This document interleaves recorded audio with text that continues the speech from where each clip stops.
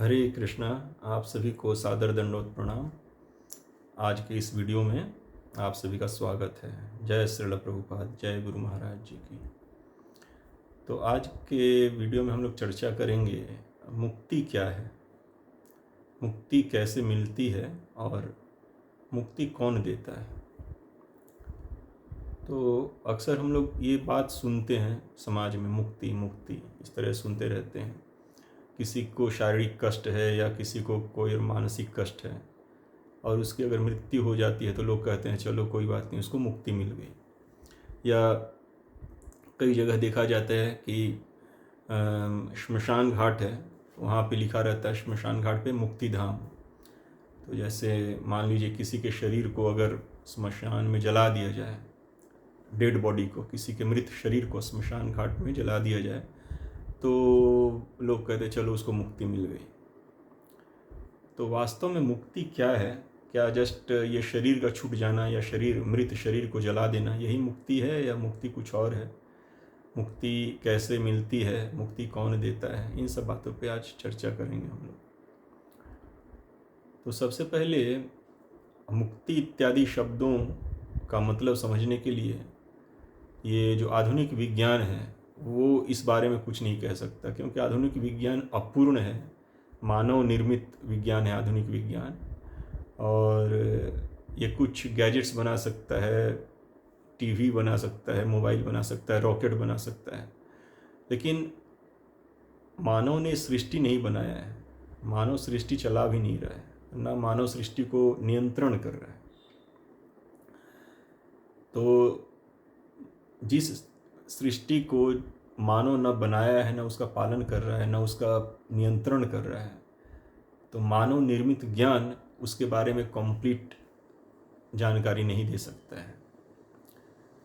तो इस सृष्टि के बारे में जो पूर्ण जानकारी है वो हमें प्राप्त होती है वैदिक शास्त्रों से, जो कि भगवान के द्वारा मिला हुआ है। भगवान ही, श्री कृष्ण ही इस सृष्टि के मूल रचयिता हैं, पालक हैं, नियंता हैं और सबके सुहृद हैं। इसलिए उन्होंने भागवत गीता के रूप में ये पूर्ण ज्ञान हमें दिया है। तो स्वयं मूल सृष्टा से, मूल पालनकर्ता, मूल नियंता श्री कृष्ण से जो ये भागवत गीता रूपी ग्रंथ प्राप्त है हमें, इसमें हमें जीवन के पूर्ण सच्चाई, सृष्टि के पूर्ण सच्चाई के बारे में बताया गया है। तो इसी से हम जानते हैं। तो भागवत गीता में भगवान ने जो पहला ज्ञान दिया है, दूसरे अध्याय के 13वें श्लोक में अर्जुन के माध्यम से जो हम सबको ये ज्ञान दिया है, पहला ज्ञान है देहिनो यस्मिन यथा देहे कौमारम यौवनम जरा तथा देहांतर प्राप्तिर धीरस्तत्र न मुह्यति। यानी जैसे एक देह में जो जीव है माँ के गर्भ से जन्म लेता है, फिर बाल्यावस्था को प्राप्त होता है, फिर तरुणावस्था को, फिर यौवन अवस्था को प्राप्त होता है, फिर बुढ़ापा को प्राप्त होता है। तो कितने सारे परिवर्तन होते हैं एक जीव के शरीर में जन्म से लेकर, और जैसे जैसे बड़ा होता है, बुजुर्ग होता है, और फिर अंत में उसके देह का अंत हो जाता है। तो भगवान ने एक और बात यहाँ पे, एक तो बात यहाँ पे कहा कि शरीर में परिवर्तन हो रहा है, और दूसरा बात भगवान ने कहा कि जब देह का अंत होता है तो देहिनो यस्मिन यथा देहे कौमारम यौवनम तथा देहांतर प्राप्ति धीरस्तत्र न मुह्यति। तो देह का जब अंत होता है, यानी जिसको हम मृत्यु कहते हैं, तो उस समय भगवान कह रहे हैं कि देहांतर मतलब जीव जो है उस पुराने जीर्ण मृत शरीर को छोड़कर दूसरे नए शरीर में जाता है। और ये श्लोक, एक श्लोक हम भागवत गीता में बहुत बचपन से हम लोग जानते हैं, वासांसि जीर्णानि यथा विहाय नवानि गृह्णाति नरोपराणि तथा शरीराणि विहाय जीर्णानि अन्यानि संयाति नवानि देहि। कि जैसे हम लोग पुराने जीर्ण वस्त्र को त्याग कर नया वस्त्र धारण करते हैं, वैसे ही जीवात्मा पुराने जीर्ण शरीर को त्याग कर नया शरीर धारण करती है। तो देखिए भगवान ने दो बात क्लियर कर दिया। एक बात कि देह और देही, 2.13 में भगवान ने दो शब्द यूज किए हैं, देही देहिनो यस्मिन यथा देहे कौमार। देह और देही दो भिन्न चीज, भगवान ने ये बात कहा। देह क्या है? जो ये पंचभूत का बना हुआ जो हम देख रहे हैं, जो दिख रहा है अभी हमको, जो एक दूसरे का रंग रूप हम आकार देखते हैं, वो देह है। और देही क्या है? वो जो दिखता नहीं है लेकिन उसका सिम्पटम इस शरीर में दिखता है। जब वो देही इस शरीर से निकल जाता है तब ये देह जो है बिल्कुल अचेतन जड़ हो जाता है। इसमें कोई क्रिया, कोई संवेदना, कोई चेतना इसके अंदर नहीं रहता। इसको मार दीजिए, जला दीजिए, कोई रिस्पॉन्स नहीं देता है। मतलब एज गुड एज, मतलब डेड है, ये मिट्टी की तरह हो जाता है, मिट्टी के एक ढेले की तरह हो जाता है। लेकिन जब तक इस देह में देही यानी जीवात्मा रहता है, जो कि चेतन वस्तु है, वो उसके मौजूदगी की वजह से ये जो शरीर है ये चेतन मालूम पड़ता है। इसमें एक्शन होता है, रिएक्शन होता है, संवेदना होती है, रिस्पॉन्स देता है किसी चीज़ का। आप इसको बुलाइए, इस देह का नाम, जैसे इस देह का नाम अविनाश है तो कोई अविनाश कह के बुलाएगा तो मैं देखूंगा उसको कौन बुला रहा है। और जिस दिन मैं इस देह को छोड़ दूंगा उस दिन जितना मर्जी आप अविनाश अविनाश बुलाते रहिए, आनंद वृंदावन दास, वो तो निकल गया इसमें से, तो वो तो फिर दिखेगा नहीं, आपको कोई रिस्पॉन्स देने वाला नहीं है। तो दो चीज भगवान ने बताया कि जड़ देह और चेतन जीवात्मा। देही, जो देही है वो चेतन जीवात्मा है। और भगवान ने 18वें अध्याय के 61 नंबर श्लोक में कहा है कि 18वें अध्याय के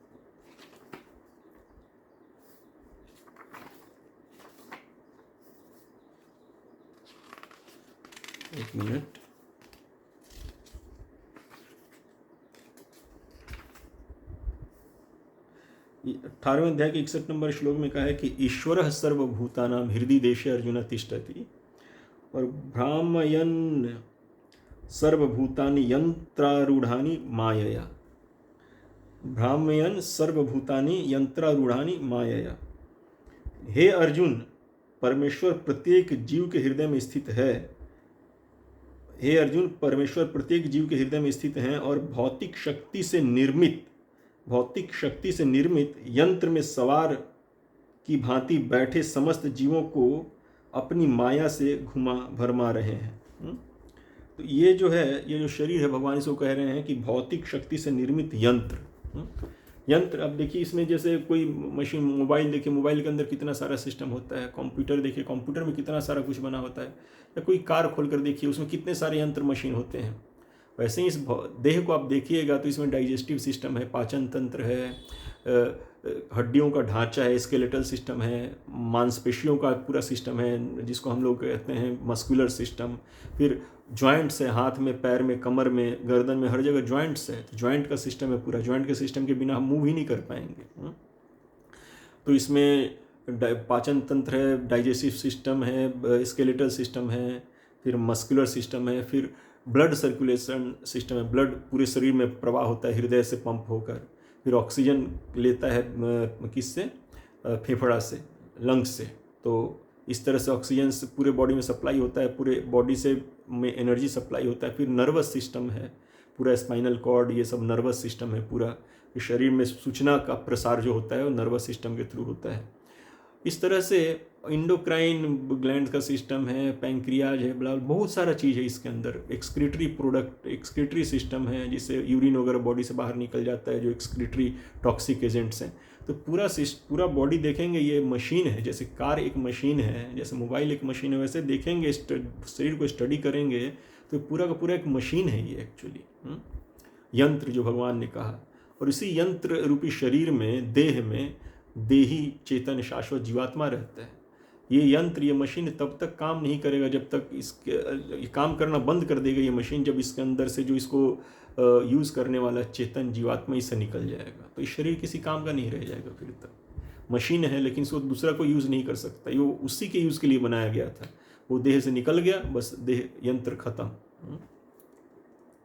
तो आजकल देखते हैं लोग ऑर्गन डोनेट करते हैं, कोई आंख डोनेट कर देता है, कोई लीवर किडनी डोनेट करता है, कोई हार्ट डोनेट करता है, क्योंकि आजकल मनुष्य इसे बना नहीं सकता है, इसलिए इसको शरीर मनुष्य अंगों का वो लोग दान का बिजनेस बना लिया आजकल, क्योंकि वो वैज्ञानिक नहीं बना सकते इसको, उसके क्षमता में ही नहीं है इसको बनाना।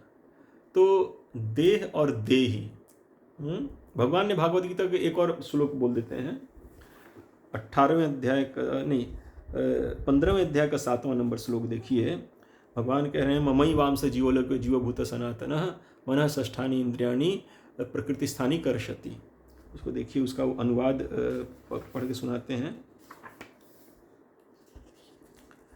15वें अध्याय का 7वां नंबर श्लोक है।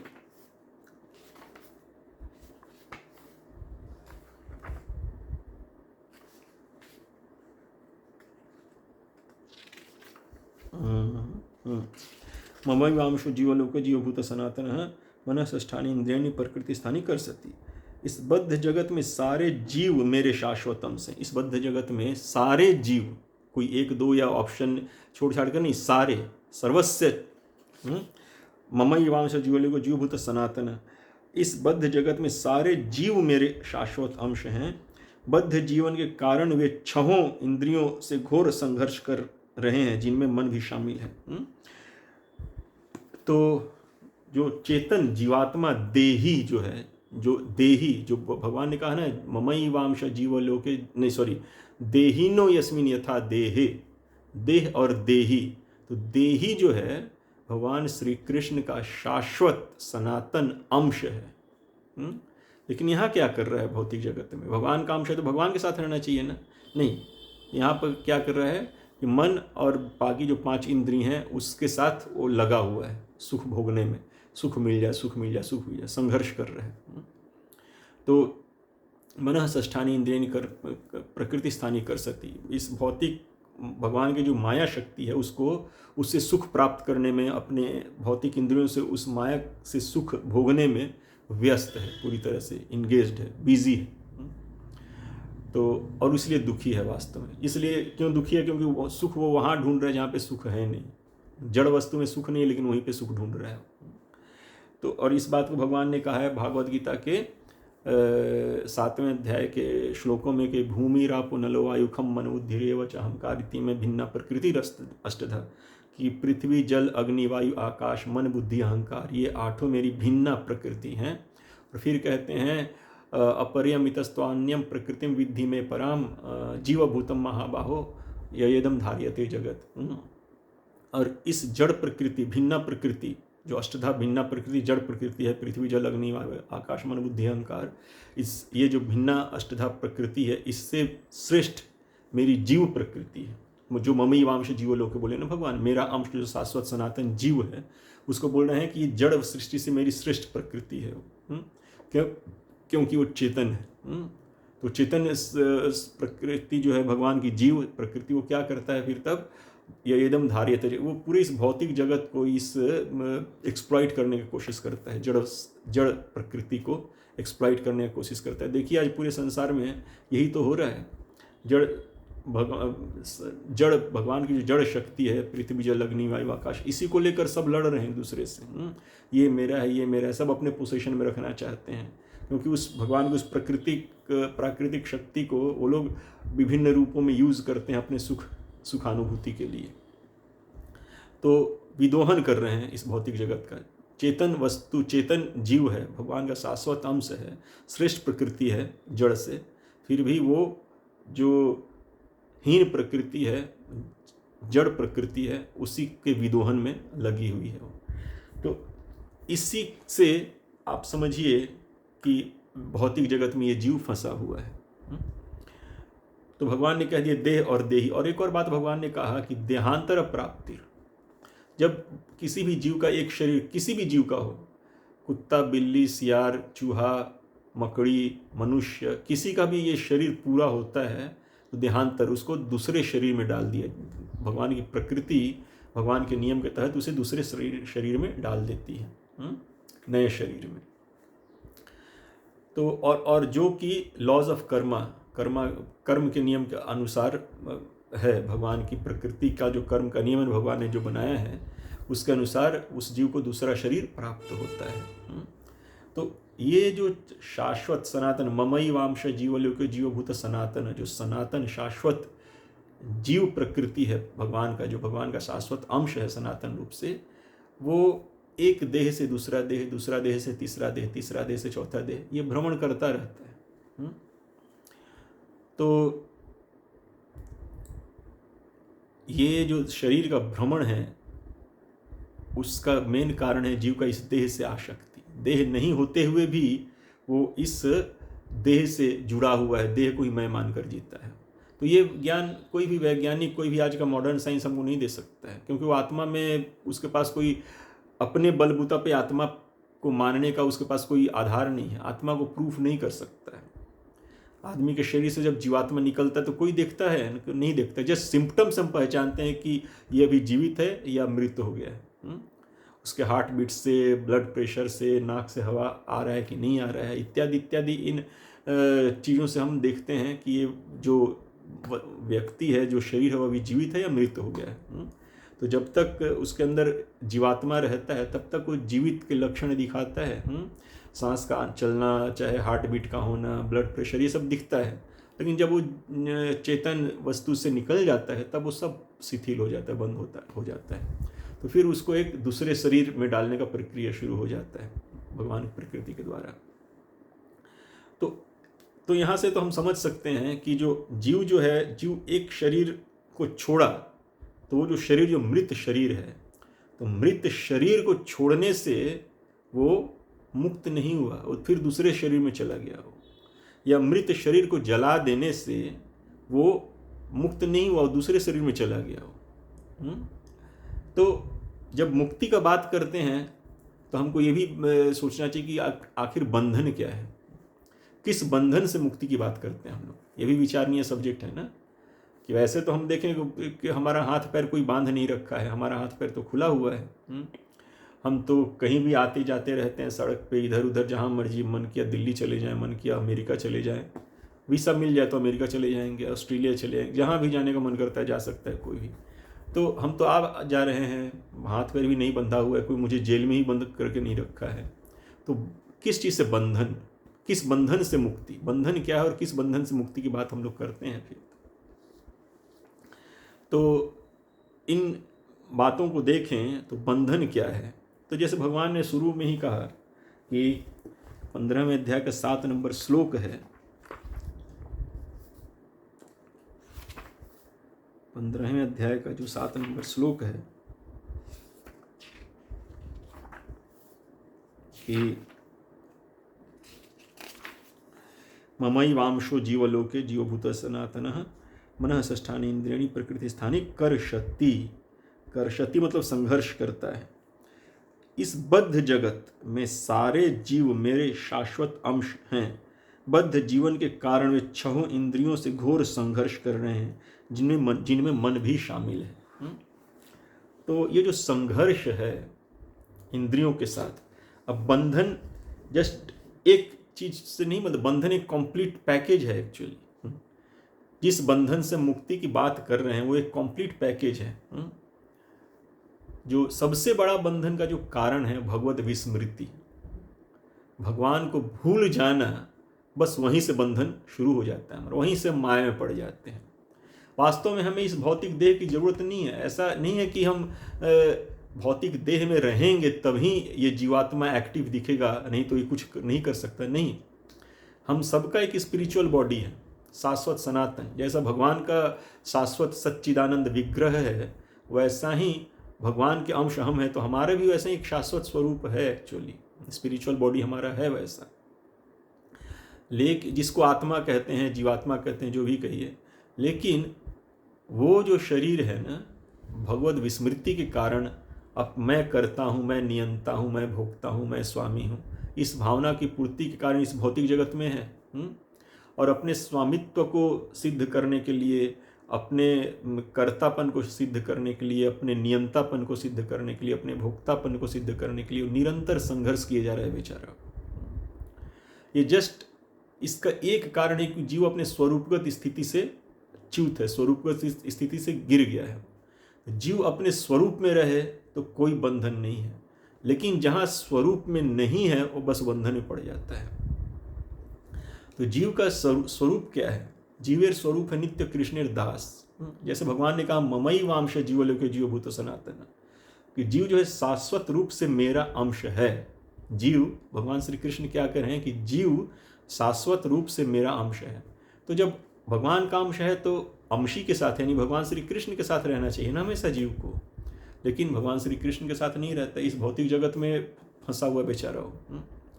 क्यों? क्योंकि अपने आप को वो अपने अंशी का अंश नहीं मानता है, भगवान श्री कृष्ण का अंश नहीं मानता है, नहीं जानता है, वो विस्मृत स्थिति में अपने आप को भूल चुका है, अपने स्वरूप को भूल चुका है वो। और अपने स्वरूप को भूलने के कारण वो स्वामित्व के भाव से और क्या कहते हैं कर्तापन के भाव से, नियंतापन के भाव से, भोक्तापन के भाव से ग्रसित है। जीव ना तो स्वामी है, न कर्ता है, न नियंता है, न भोक्ता है। स्वामी, कर्ता, नियंता, भोक्ता भगवान श्री कृष्ण है, एकमात्र अकेले, एकल ईश्वर कृष्ण, बाकी सब भृत्य। एकमात्र ईश्वर भगवान श्री कृष्ण, और कोई नहीं है। तो भगवान ही मूल स्वामी, कर्ता, नियंता, भोक्ता हैं, रचयिता हैं, सब कुछ वही हैं। लेकिन जीव अपने इस विस्मृति के कारण, भगवत विस्मृति के कारण वो इस तरह के चेतना में फंसा हुआ है। मैं कर्ता, मैं स्वामी, मैं नियंता, मैं भोक्ता। और यही उसके बंधन का मेन कारण है। जो भगवत विस्मृति है, अपने स्वरूप का विस्मृति है जीव का, वही उसको इस सारे बंधन में डाला हुआ है। भगवान को जानता नहीं है तत्व से। भगवान भागवत गीता में बोले हैं 7वें अध्याय में, आई थिंक 13 नंबर श्लोक में, कि क्या बोले हैं, त्रिभिर गुणमयर भावेर एभि सर्वमिदं जगत मोहितम नाभिजानाति मामेभ्यः परम अव्ययम्, कि मैं परम अविनाशी, मैं समस्त सृष्टि का स्वामी, कर्ता, धर्ता, रचयिता, नियंता मैं हूँ, लेकिन मेरे माया के तीनों गुण, सत्वगुण, रजोगुण, तमोगुण से आच्छादित होने के कारण जीव जो है मुझे नहीं जानता। त्रिभिर गुणमयर भावेर एभि सर्वमिदं जगत मोहितम नाभिजानाति, इस मेरे माया के तीनों गुणों से मोहित होने के कारण जीव मुझे नहीं जानता। और माया ने, भगवान की माया ने मोहित क्यों किया है? क्यों? क्योंकि हमारी इच्छा है कि मैं भगवान को भूलकर अपने आप को स्वामी, नियंता, कर्ता, भोक्ता मानकर जीऊं। तो इसलिए भगवान ने हमें अपनी माया के अंतर्गत रख के हमको अपने स्वरूप का विस्मृति करवा दिया है, और उसी विस्मृति के तहत हम हाथ पैर चलाए जा रहे हैं अंधों की तरह। और भगवान भागवत गीता के 7वें अध्याय के 3 नंबर श्लोक में भगवान कहते हैं कि, क्या कहते हैं, कि मनुष्याणाम सहस्रेषु कश्चिद् यतति सिद्धये ततामपि सिद्धानाम कश्चिद् माम वेति तत्वतः, कि सहस्रों सहस्रों मनुष्य में कोई विरला ही सिद्धि के लिए कोशिश करता है, और ऐसे सहस्रों सहस्रों सिद्धों में कोई विरला ही मुझे, यानी मुझे श्री कृष्ण को तत्वतः जानता है। तो तत्वतः जानना श्री कृष्ण को क्या है वो भी हम चर्चा करेंगे अभी थोड़ी देर में।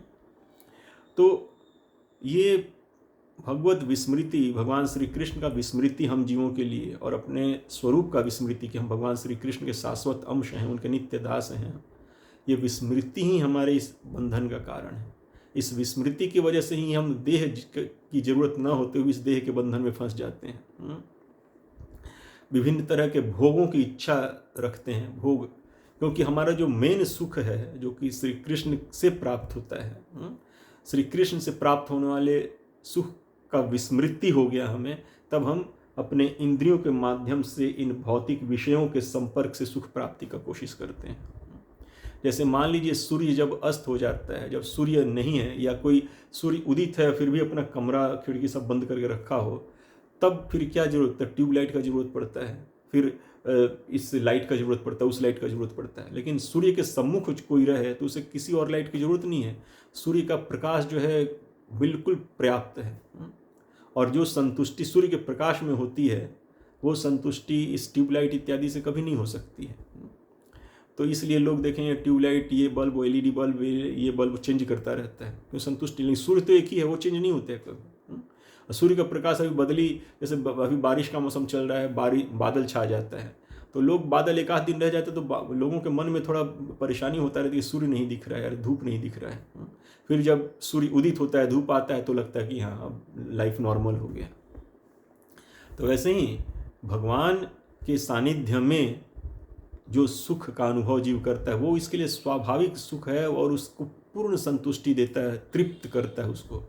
लेकिन भगवान के विस्मृति में जो ये भौतिक जगत में जो हम हाथ पांव मार रहे हैं सुख पाने के लिए, स्वामी बनकर, कर्ता नियंता भोक्ता बनकर सुखी होने का प्रयास कर रहे हैं, वो हमको कभी संतुष्टि दे नहीं सकता है। एक कोई इच्छा हुआ मन में, वो पूरा होता है, तब तक दूसरा इच्छा, तीसरा इच्छा, और वही इच्छा जो पूर्ति होता है वो कभी कई बार दुख का भी कारण बन जाता है। एक ही चीज़ को भोग भोग कर उसमें फिर कोई सुख, कोई आनंद मिलता नहीं है, च्यूइंग द च्यूड। तो इसलिए जीव भटक रहा है, भ्रमण कर रहा है, असंतुष्ट होकर वो भ्रमित है जीव। तो ये जो सिलसिला है जीव का, भगवान के माया को भोगने का, ये भगवत विस्मृति से बंधन का कारण ओरिजिनेट होता है। और जितना हम भगवान की माया को भोगने का प्रयास करेंगे उतना बंधते जाएंगे कर्म बंधन में। हम कोई भी कर्म करते हैं अपने आप को सुखी करने के लिए, तो उसका दो परिणाम होता है। भगवत विस्मृति में हम कोई भी कर्म करते हैं अपने आप को सुखी करने के लिए, तो उसका दो परिणाम होता है, एक पुण्य होता है, एक पाप होता है। पाप किस तरह से, जैसे मान लीजिए हमको लगता है कि अरे ये व्यक्ति मेरे लिए बाधक है, मेरे को बहुत बाधा पहुंचा रहा है, मार दो इसको, खत्म कर दो, मर्डर कर दो। तो अपने सुख में बाधक किसी व्यक्ति को हम मार दिए, वो हम पाप के ऋणी हो गए हैं। किसी के अधिकार क्षेत्र में प्रवेश करना अमर्यादित रूप से, वो पाप हो जाता है। क्योंकि हर व्यक्ति को जीने का हक है, हम उससे जीने का हक छीन लेते हैं। किसी के सामान को चोरी करना, जो लीगली मेरा नहीं, हम उसके सामान को चोरी कर ले रहे हैं अपने सुख के लिए, तो ये पाप हो जाता है। लोग आजकल देखिए धड़ल्ले से प्रतिदिन कितना 50-100 रेप डेली हो रहा है। तो किसी के शरीर को भोगने का इच्छा, उसके शरीर को हम भोग रहे हैं अनाधिकृत रूप से, अमर्यादित रूप से, तो ये पाप हो जाता है। तो इस तरह से हम सुख की इच्छा में पाप करते रहते हैं। और कितना होता है पुण्य भी करते हैं, जैसे वैदिक वे में भी अगर जैसे स्वर्ग की प्राप्ति की इच्छा है, तो उसकी प्राप्ति के लिए जो अनुष्ठान है वो कार्य कोई करे, तो उसे स्वर्ग की प्राप्ति होती है। इस जीव को स्वर्ग के योग्य शरीर मिलता है और स्वर्ग में लंबे दीर्घ काल तक सुख भोग करता है। लेकिन वो भी बंधन है, क्योंकि स्वर्ग भी इस भौतिक जगत में ही है। तो इस भौतिक जगत में हम जब तक एक देह से दूसरे देह, इन्फीरियर बॉडी हो, सुपीरियर बॉडी हो, इन्फीरियर लिविंग कंडीशन हो, सुपीरियर लिविंग कंडीशन हो, जैसा भी हो, लेकिन है सारा का सारा बंधन। हम अपने स्वरूप को नहीं प्राप्त कर पा रहे हैं। तो ये कर्म का बंधन, ये भोग की इच्छा का बंधन। क्योंकि जैसे हमारे चेतना में जब तक काम, क्रोध, लोभ, मोह रहेगा, ईर्ष्या, द्वेष रहेगा, तब तक वो बंधन है। जैसे मुझे भी कुछ भोगने का इच्छा पैदा हो गया कि मुझे अब ये गाड़ी चाहिए, मुझे ये घर चाहिए, तो मेरा मन अब उसी के द्वारा, उसी इच्छा से बंध गया पूरी तरह से। मेरा मन अब उसको छोड़कर कुछ सोच नहीं रहा है। मेरा जो लाइफ है पूरा उसी के द्वारा गाइडेड हो गया कि मुझे इतना धन इकट्ठा करना है, ये करना है, वो करना है, फिर ये गाड़ी खरीदूंगा, ये मकान घर खरीदूंगा। तो ये फिर बंधन हो गया। और उस बंधन में कोई बाधा आया तो क्रोध के द्वारा नियंत्रित हो गए हैं। जब हम अपने स्वरूप में नहीं है तो विभिन्न चीज़ों से जो नियंत्रित होते हैं, काम से, क्रोध से, और क्रोध, अगर मान लीजिए मेरी इच्छा पूरा हो गया तो लोभ हो जाता है, और एक गाड़ी हो गई तो एक और गाड़ी खरीद लो, एक मकान हो गया तो एक और मकान खरीदो, तो लोभ से भी नियंत्रित हो गए हम। अपने स्वरूप में नहीं है तो काम, क्रोध, लोभ, मोह, मद, मात्सर्य, इससे नियंत्रित होते ही रहेंगे। मात्सर्य मीन्स किसी दूसरे के वर्चस्व को बर्दाश्त न कर पाना, कोई मेरे बराबर न हो जाए, कोई मेरे से बड़ा न हो जाए, उसका नाम, उसका धन संपत्ति, ऐश्वर्य, वैभव मुझसे बड़ा न हो जाए, ईर्ष्या करना इस बात को लेकर। तो उस भावना से हम नियंत्रित हो रहे हैं। ये सब भावनाएं जो हमें नियंत्रित कर रही हैं, बंधन है ये, बांध रही हैं हमको ना, तो ये नियंत्रित कर रही हैं हमको। उसी तरह जैसे काम, क्रोध, लोभ, मोह, मद, मात्सर्य बंधन है, फिर कर्म बंधन है, फिर इस देह का बंधन है। ये देह जो है हमको हमारी इच्छाओं के अनुरूप हमको देह मिलता है। हम अपनी इच्छाओं और कर्म फल के हिसाब से हमें अगले माता पिता मिलते हैं, अगले सगे संबंधी मिलते हैं, अगला देह मिलता है, तो फिर देह का बंधन। और ये देह का बंधन ऐसा है कि एक छोटे छोटे कॉकरोच को भी अगर आप उसको भय लगे कि शायद मेरे को कोई मारने आ रहा है, तो अपने देह को बचाने के लिए भागता है, क्योंकि वो देह को ही मैं मानता है। तो अपने स्वरूप से भिन्न किसी वस्तु को मैं मान लेना वो बंधन हो गया। फिर तब वो आप भ्रमित स्थिति में है। तो और लेकिन जो लोग जानते हैं कि ये देह मैं नहीं हूँ, ये देह जस्ट मेरे जैसे यंत्र मुझे प्राप्त हुआ है, जैसे मुझे एक गाड़ी प्राप्त होता है, मुझे एक मोबाइल प्राप्त है, जैसे मुझे एक देह प्राप्त है, इसका मुझे यूज करना है। तो जो लोग ज्ञान में रहते हैं वो इस मनुष्य देह का सदुपयोग करते हैं, जो लोग अज्ञान में रहते हैं वो इस मनुष्य देह का दुरुपयोग करते हैं। ये मनुष्य देह जो है हमें मुक्ति के लिए मिला हुआ है कि इन सारे बंधनों से मुक्त हो जाएं भगवान को जानकर। भगवान ने भागवत गीता में कहा है, देखिए, पूर्ण ज्ञान में रहना, पूर्ण सच्चाई को जानना और उसी को जीना, ये मुक्त स्थिति है जीव का। लेकिन पूर्ण सच्चाई को न जानना, बिना पूर्ण सच्चाई को जाने जीना, वो बद्ध स्थिति है जीव का। अज्ञानता बद्ध स्थिति है, और पूर्ण ज्ञान भगवान की कृपा से, भक्तों की कृपा से जो पूर्ण ज्ञान प्राप्त होता है हमें, और फिर हम उसके स्थिति अनुसार जीना शुरू करते हैं, तो वो हमारे लिए मुक्त स्थिति हो जाता है। तो जैसे सबसे पहला चीज़ है कि हमको भगवान को तत्व से जानना पड़ेगा, भगवान की वाणी को और भगवान को तत्व से जानना पड़ेगा। पहले भगवान ने तो ये ज्ञान दे दिया कि मैं देह नहीं हूँ, देह से भिन्न शाश्वत सनातन भगवत अंश, कृष्ण अंश जीवात्मा हूँ, और एक देह से दूसरे देह देहांतर हो रहा है मेरा, भगवान ने ये बता दिया हमको। तो इस देह का बंधन, फिर एक देह के बाद दूसरे देह का बंधन, फिर दूसरे देह के बाद तीसरे देह का बंधन, ये जारी है, मुक्ति नहीं है ये। आप भले देवता बन जाएं लेकिन मुक्त नहीं हुए आप, एक देह के दूसरे देवता के देह के बंधन में फंस गए आप। फिर कुछ काल के बाद जब पुण्य क्षीण होगा तो फिर वो देह छूट जाएगा, फिर दूसरा देह मिलेगा आपको। तो ये देह, हम देह न होते हुए बार बार देह ग्रहण करना, ये देह का बंधन है, कर्म का बंधन है। कर्म भोगने के लिए हमको इस भौतिक जगत में रहना पड़ता है, पाप हो पुण्य हो कुछ भी हो, भोगने के लिए। कुछ पाप किए, किसी के अनाधिकृत क्षेत्र में अमर्यादित भाव से उसके किसी के जीवन में हस्तक्षेप किए हम, तो पाप के भागी बन गए हम, उसके लिए हमको भोगना पड़ेगा। कुछ पुण्य कर लिए तो भी भोगना पड़ेगा। तो वो इस भौतिक जगत में हमको बांध रहा है, निकलने नहीं दे रहा है वो। तो इसी को भव बंधन कहा जाता है। भव बंधन, संसार, जन्म मृत्यु जरा व्याधि, जन्म मृत्यु जरा व्याधि। कोई भी भौतिक शरीर हमको प्राप्त होता है, वो जन्म उसका होता है, और जन्म होने के बाद उस शरीर में रोग बुढ़ापा भी होता है। बॉडी जो है ग्रो करता रहता है, लेकिन ग्रोथ के साथ साथ उसमें रोग और बुढ़ापा भी होता रहता है। और रोग बुढ़ापा को प्राप्त होकर एक दिन फिर क्षीण होकर खत्म, मृत्यु को प्राप्त होता है। तो हर शरीर में जन्म मृत्यु जरा व्याधि ये लगा ही हुआ है, इससे मुक्ति नहीं है। तो इसी साइकिल से छूटना मुक्ति कहलाता है।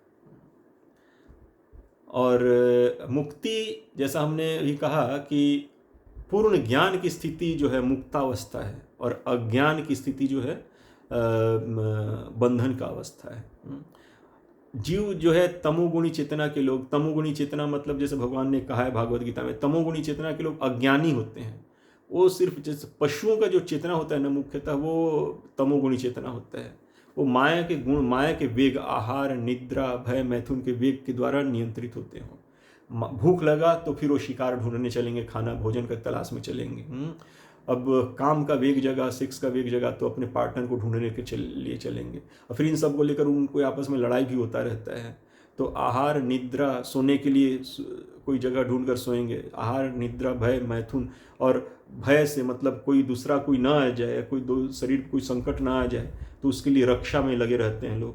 कोई आ जाता है, कोई दुश्मन, दूसरा जानवर, तो उससे अपना रक्षा करते हैं, अपने ग्रुप का रक्षा करते हैं। और आहार, निद्रा, भय, मैथुन, और मैथुन के वेग को शांत करते हैं। तो ये पशुवत टेंडेंसी, और मनुष्य देह में भी अगर कोई अपने आहार, निद्रा, भय, मैथुन के वेग को ही शांत करने में ख़त्म कर दे, अपने इसी के लिए सारा प्रोग्राम बनाए, क्या कहते हैं, योजना बनाए कि कैसे बेटर आहार हो, कैसे बेटर निद्रा हो, कैसे बेटर रक्षा हो, कैसे बेटर मैथुन हो, तो इसी के लिए मनुष्य जीवन नहीं है वास्तव में। वही पशुवत चेतना को हम यहाँ शिफ्ट कर दिए, लेकिन थोड़ा चूंकि बुद्धि हमारे पास ज़्यादा है तो थोड़ा ज़्यादा बेटर फैसिलिटी के साथ कर रहे हैं। तो मनुष्य जीवन उसके लिए नहीं है। वास्तव में मनुष्य जीवन है हम अपने जीवन के अज्ञान को दूर करने के लिए, भगवान के वाणी को अपने जीवन में लाकर, भागवत गीता को अपने जीवन में लाकर पूर्ण सत्य को जानिए और उसी के हिसाब से अपने जीवन को जिए। तो यही फिर यहीं से मुक्ति का कार्यक्रम शुरू हो जाता है। तमोगुणी चेतना जो अज्ञानी चेतना होती है, जो कि पशुवत चेतना है, और रजोगुणी चेतना जो कि जुनूनी चेतना है, मुझे ये करना है, ये पा लेना है, दुनिया को दिखा दूंगा, दुनिया पर मेरा ही राज होगा, दुनिया में मेरा ही डंका होगा, इत्यादि इत्यादि। इस तरह का चेतना जो होता है ना, जुनूनी चेतना। तो तमोगुणी चेतना जो कि पाश्विक चेतना है, जुनूनी चेतना, रजोगुणी चेतना, इस चेतना से हम भगवान को समझ नहीं सकते हैं। ये अशांत स्थिति है। भगवान ने भागवत गीता में कहा है 5वें अध्याय के 29वें श्लोक में कि भोक्तारम यज्ञ तपसाम सर्वलोक महेश्वरम सुहृदम सर्वभूतानाम ज्ञात्वा माम शांतिम रक्षति। उसका अनुवाद मैं पढ़कर सुनाता हूँ आपको कि भोक्तारम यज्ञ तपसाम सर्वलोक महेश्वरम सुहृदम सर्वभूतानाम ज्ञात्वा माम शांतिम रक्षति। मुझे समस्त यज्ञों तथा तपस्याओं का परम भोक्ता, समस्त लोकों तथा देवताओं का परमेश्वर एवं समस्त जीवों का उपकारी एवं हितैषी जानकर मेरे भावनामृत से पूर्ण पुरुष भौतिक दुखों से शांति लाभ करता है। तो सबसे पहले अपना जो करेक्शन करना चाहिए कि मैं कर्ता भोक्ता नियंता नहीं हूँ, मैं स्वामी नहीं हूँ।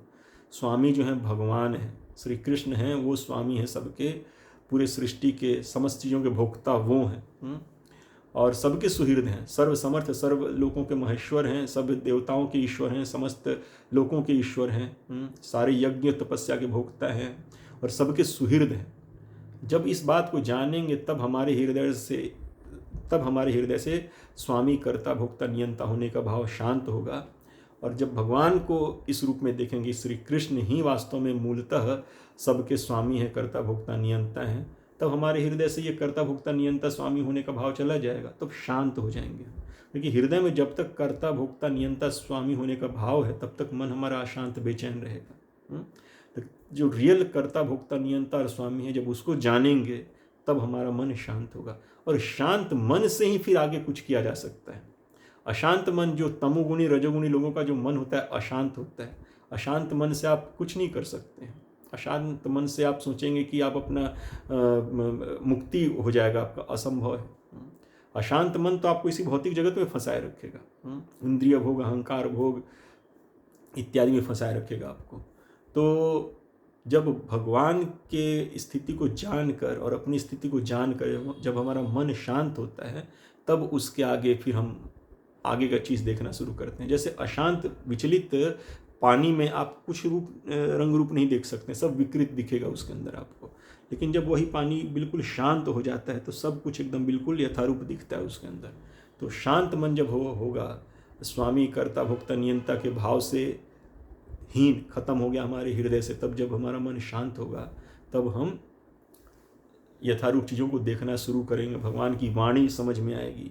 नहीं तो रजोगुणी तमोगुणी लोगों को भगवान की वाणी से उनको नहीं कोई खास प्रभाव पड़ता है, वो स्वीकार करना ही नहीं चाहते हैं।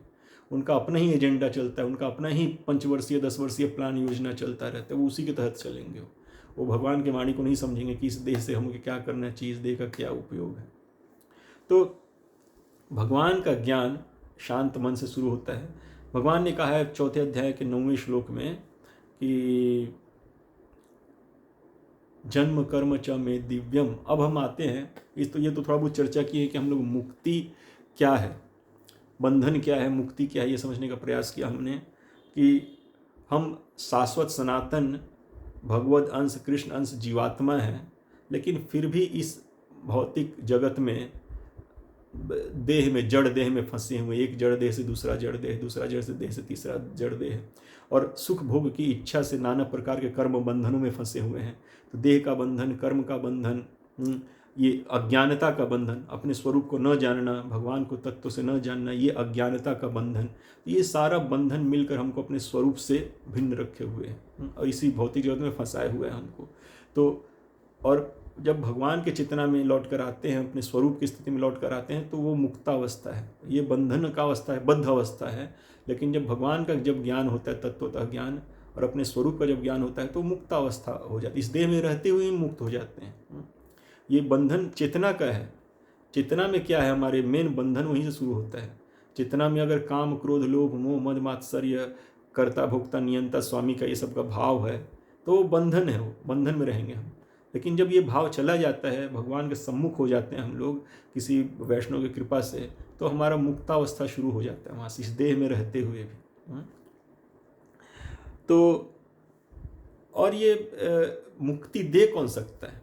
मुक्ति वास्तव में जो सबका स्वामी है, सर्वलोक महेश्वर है, जो भौतिक जगत, आध्यात्मिक जगत, एक एक देवी देवता, एक एक जीव का जो स्वामी है, वही मुक्ति दे सकता है। दूसरा कोई मुक्ति नहीं दे सकता है। तो आप किसी और देवी देवता का पूजा कीजिए तो वो मुक्ति नहीं देगा। लेकिन मुक्ति कौन देता है? वो भगवान श्री कृष्ण है। और भगवान श्री कृष्ण के जो अनंत भगवत स्वरूप हैं, जैसे राम, नारायण, विष्णु, नरसिंह, वामन, ये सब जो है, ये सब जो भगवत स्वरूप हैं, जिनके मूल श्री कृष्ण हैं, ये सब मुक्ति देने में सक्षम है। यहाँ तक कि शिव जी भी मुक्ति अपने बलबूते पे नहीं देते हैं। शिव जी ने कहा है कि मुक्ति प्रदाता सर्वेशाम विष्णुरेव न संशय। मुक्ति देने, सबको मुक्ति देने वाले एकमात्र विष्णु है, दूसरा कोई मुक्ति नहीं दे सकता है। मतलब जो समाज में प्रचलित है कि भगवान शिव मुक्ति, तो उसका भी उन्होंने खंडन कर दिया। भगवान शिव मुक्ति देते हैं, लेकिन स्वतंत्र रूप से नहीं, वो राम के नाम के बल पर मुक्ति देते हैं। जैसे हम लोग पढ़ते हैं श्लोक ना कि जोई महामंत्र जपहु महेशु काशी मुक्ति हेतु उपदेशु। जोई महामंत्र जपहु महेशु काशी मुक्ति हेतु उपदेशु। और एक जगह और ऐसे ही लिखा हुआ है कि जासु नाम बल शंकर काशी देहि सबहि समगति अविनाशी। जासु नाम बल शंकर काशी देहु सबहि समगति अविनाशी।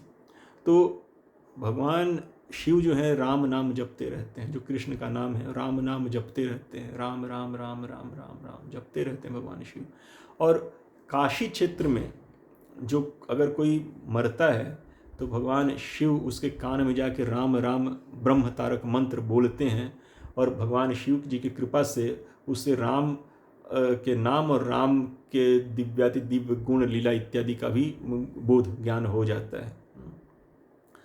तो उस उपदेश से, राम नाम की कृपा से और राम का उपदेश देकर भगवान शिव काशी में मरने वालों को अविनाशी गति देते हैं, यानी भगवत धाम वैकुंठ भेजते हैं उनको। तो अपने नाम से नहीं, अपना नाम उनके कान में नहीं बोलते हैं, शिव शिव या शंकर शंकर नहीं बोलते हैं उनके कान में। उनके कान में वो राम राम बोलते हैं, कृष्ण के नाम का उच्चारण करते हैं उनके कानों में। और उसी कृष्ण के नाम के, राम नाम के बलबूते पे शिव जी काशी में मरने वालों को भगवत धाम, कृष्ण धाम दिलवाते हैं। वो अपने बलबूता पर नहीं देते, ये हमको ध्यान रखना चाहिए। जासु नाम बल शंकर काशी देहु सबहि समगति अविनाशी। तो श्री राम के नाम के बल से शिव जी काशी में मरने वालों को भगवत धाम की प्राप्ति करवाते हैं। तो ये हमको ध्यान रखना चाहिए कि मुक्ति प्रदाता सर्वेशाम विष्णुरेव न संशय, कि मुक्ति दिलवाने वाले, मुक्ति देने वाले एकमात्र जितने विष्णु स्वरूप हैं, श्री कृष्ण के जितने भी अनंत विष्णु स्वरूप हैं, भगवत स्वरूप, जैसे हमने भी चर्चा किया कि राम, नरसिंह, वामन इत्यादि जो स्वरूप है, नारायण, विष्णु, ये सब मुक्ति देते हैं। भगवत स्वरूप जो है कृष्ण ही, एक ही है वो सब, और यही मुक्ति देने में समर्थ है, दूसरा कोई नहीं। तो यही क्या करते हैं, जीव को भौतिक जगत से लेकर अपने भगवत धाम कृष्ण वैकुंठ लोक चले आते हैं। तो यही मुक्ति कहलाता है। वास्तव में भगवान ने भागवत गीता में 8वें अध्याय में कहा है कि आप ब्रह्म भुवाना लोका पुनरावृत्तिनो अर्जुना, आप ब्रह्म भुवाना लोका पुनरावृत्तिनो अर्जुना मामुपेत्य तु कौन्तेय पुनर्जन्म न विद्यते। शायद यही कहा है ना भगवान ने। हाँ, कि इस भौतिक जगत में जो सबसे उच्च लोक है, इसी भौतिक जगत में ब्रह्मा जी का सत्य लोक है, देवताओं का स्वर्ग लोक है, फिर नीचे पाताल में सर्पों का लोक है, वो सारा इस भौतिक जगत में, इस भौतिक जगत से बाहर स्वर्ग भी इस भौतिक जगत में, ब्रह्मा जी का भी जो सत्य लोक है इस भौतिक जगत में है, इस भौतिक जगत से बाहर नहीं है। तो इस भगवान श्री कृष्ण कह रहे हैं कि ब्रह्मलोक से लेके नीचे तक जितने भी पाताल लोक आदि जितने भी हैं वो सब के सब पुनरावृत्ति माने पुनर्जन्म के जगह है। यहाँ से मुक्ति, ये मुक्ति का जगह नहीं है, पुनर्जन्म का जगह है। लेकिन माम उपैत्य तु कौन्तेय पुनर्जन्म न विद्यते, लेकिन मुझे प्राप्त कर लेने पर ही कौन्तेय पुनर्जन्म नहीं प्राप्त होता, पुनर्जन्म नहीं होता इस भौतिक जगत में, वो मेरे धाम चला आता है। तो ये भगवान कह रहे हैं। और भगवान ने एक और बात कहा है, 8वें अध्याय में कहा है शायद कि जरा मरण मोक्षाय माम आश्रित्य यतन्ति, कि जो लोग जन्म मृत्यु जरा व्याधि इत्यादि से मुक्ति पाने चाहते हैं वो मेरे आश्रित होकर मेरा पूरा अनन्य भाव से भजन भक्ति करते हैं। जरा मरण मोक्षाय माम आश्रित्य यतन्ति, कि जो जन्म मृत्यु रोग बुढ़ापा यानी इस भौतिक देह से मुक्ति चाहते हैं, अपने स्वरूपगत स्थिति को प्राप्त करना चाहते हैं, वो पूरे हृदय से मेरे शरण होकर मेरा भजन भक्ति करते हैं। भगवान श्री कृष्ण ने भी कहा है भागवत गीता में इस बात को। और क्या कहते हैं, मुक्ति कैसे प्राप्त हो, तभी तो हमने संक्षेप में समझने का प्रयास किया कि देह क्या है, देही क्या है, बंधन क्या है, मुक्ति क्या है, और मुक्ति कौन देता है और मुक्ति कैसे प्राप्त होती है। तो इसके ऊपर हम कुछ एक श्लोकों के ऊपर भी चर्चा करेंगे, सब पर तो नहीं हो सकता है। तो जैसे भगवान ने कहा है कि 4 अध्याय के 9वें श्लोक में कि जन्म कर्म च मे दिव्यम एवं यो वेति तत्वतः त्यक्त्वा देहम पुनर्जन्म नायति मामेति स्वर्जुना, कि जो मेरे मैं लीलावतार में, जो मेरे लीलावतार की कथाओं को, यानी जो मैं यहाँ जन्म लेता हूँ भौतिक जगत में और कुछ लीला कर्म करता हूँ, तो जो मेरे जन्म कर्म के दिव्यता को तत्व से समझता है वो इस भौतिक जगत को छोड़ने के बाद वो इस देह को छोड़ने के बाद वापस दूसरा देह धारण नहीं करता, बल्कि मेरे पास आता है, मेरे धाम को आता है।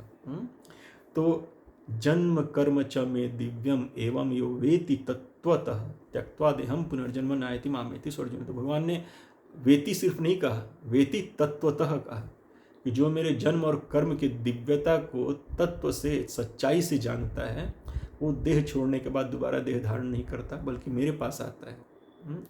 तो उसका भव बंधन खत्म, उसका देह बंधन खत्म, वो शाश्वत स्वरूप में भगवत धाम चला गया वो। तो तत्व से जानना भगवान को, और भगवान ने 18वें अध्याय के 55 नंबर श्लोक में भी कहा है कि भक्त्या माम अभिजानति यावनश्चास्मि तत्वतः ततो माम तत्वतो ज्ञात्वा विशते तदनंतरम, कि केवल और केवल अनन्य भक्ति से मुझे तत्वतः सच्चाई से जाना जा सकता है, और इस तरह मुझे सच्चाई से जानकर मेरे ज्ञान से, विज्ञान से परिपूर्ण होकर जीव मेरे धाम वैकुंठ में प्रवेश पाता है। तो भगवान, जिस भगवान के विस्मरण में हम जी रहे हैं, जिस श्री कृष्ण के विस्मरण में हम जी रहे हैं, उन श्री कृष्ण के भगवत्ता को तत्व से जानना हमारे लिए निहायत जरूरी है, जो कि हमारा स्वरूपगत स्थिति है।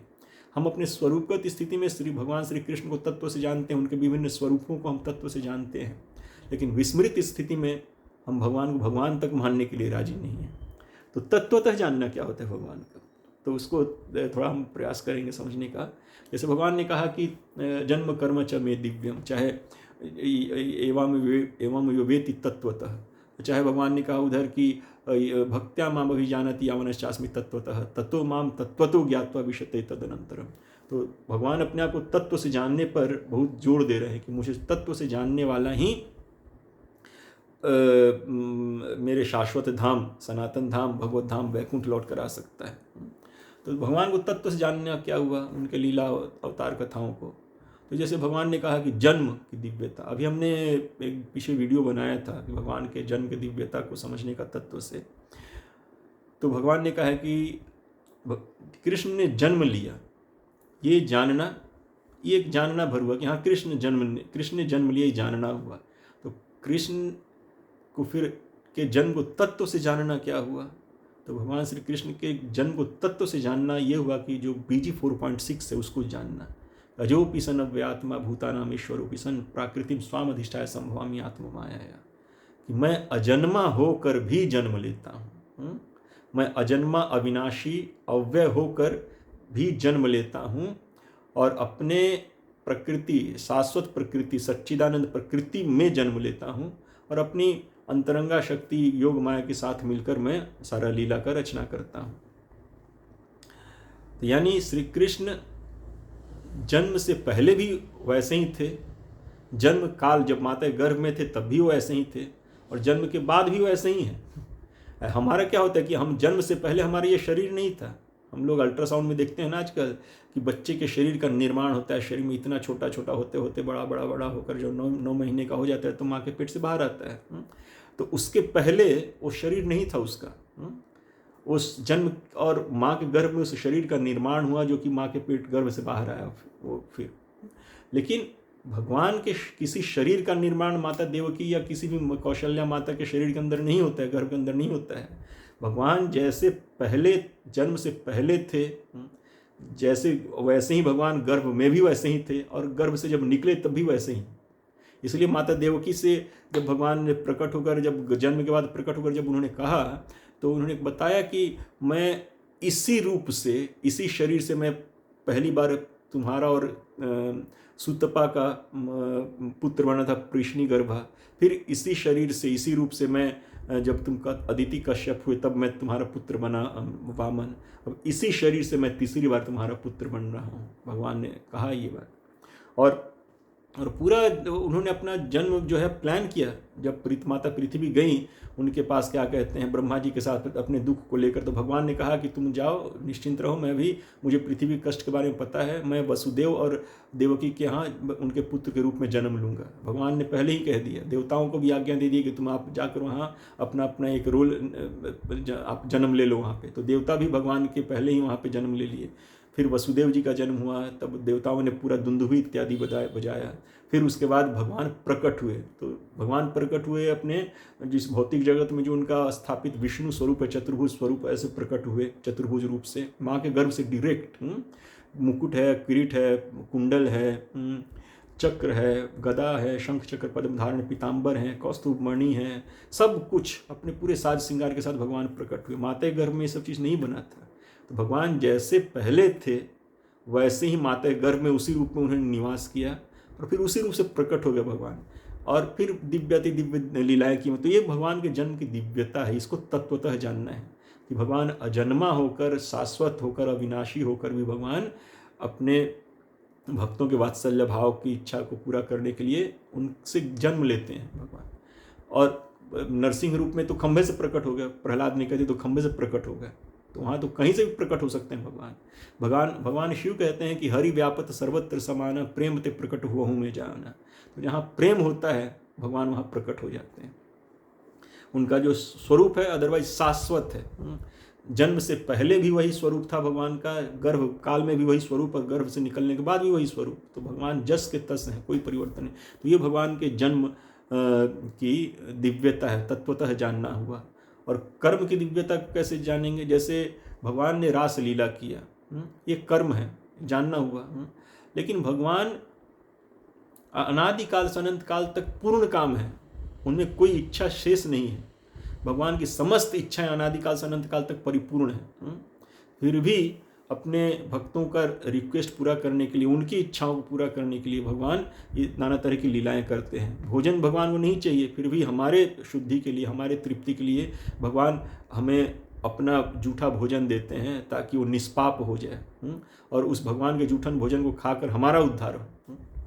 जैसे भगवान ने कहा है ना, यज्ञ शिष्ट सिन्ह संतो मुच्यंते सर्व किल विषय है, भजन जे मुच्यंते कर सर्व किल विषय है, भुंजते तेतु अघम पाप जे पचंती आत्म कारणात। जो यज्ञ करके, यानी जो मुझे भोग लगाकर खाता है वो समस्त पापों से मुक्त हो जाता है, समस्त कलमश से मुक्त हो जाता है। लेकिन जो अपनी इंद्रिय तुष्टि के लिए पकाता है वो पाप के बंधन में बंध जाता है, बंधता रहता है। तो भगवान भोग हमसे मांगते हैं ताकि वो उसको अपने प्रसाद के रूप में हमें दे सकें और जिससे हमारा उद्धार हो। भगवान को कोई भूखा नहीं, भगवान को कोई अभाव है ही नहीं। भगवान अनादिकाल से अनंत काल तक तृप्त हैं, संतुष्ट हैं, उनका कोई कामना, कोई इच्छा बाकी नहीं है। संपूर्ण है भगवान, परिपूर्णतम है भगवान हर तरह से।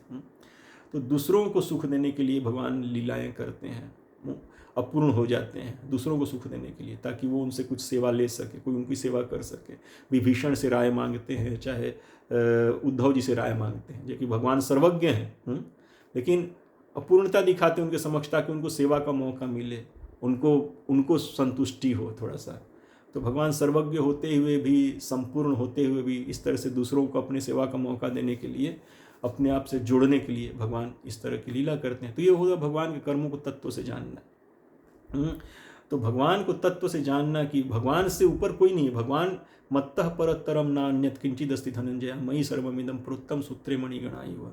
कि हे अर्जुन, मुझसे परे कोई दूसरा कारण नहीं है, मुझसे परे कोई दूसरा सत्य नहीं है, मैं ही सर्वोच्च सर्वोपरि परम सत्य हूँ, सब कुछ मुझ पे टिका हुआ है। तो इस तरह भगवान को तत्वतः जानना। भगवान का जो श्री विग्रह है, मुरलीधर वंशीधारी मुकुटधारी श्री, वो शाश्वत है भगवान का, वो अव्यय है, शाश्वत अविनाशी है, उसका कभी नाश नहीं होता। बल्कि भगवान के उसी श्री विग्रह से ये अनंत कोटि ब्रह्मांड निकलते हैं। भगवान ने निकाल कर दिखा दिया अर्जुन के समक्ष।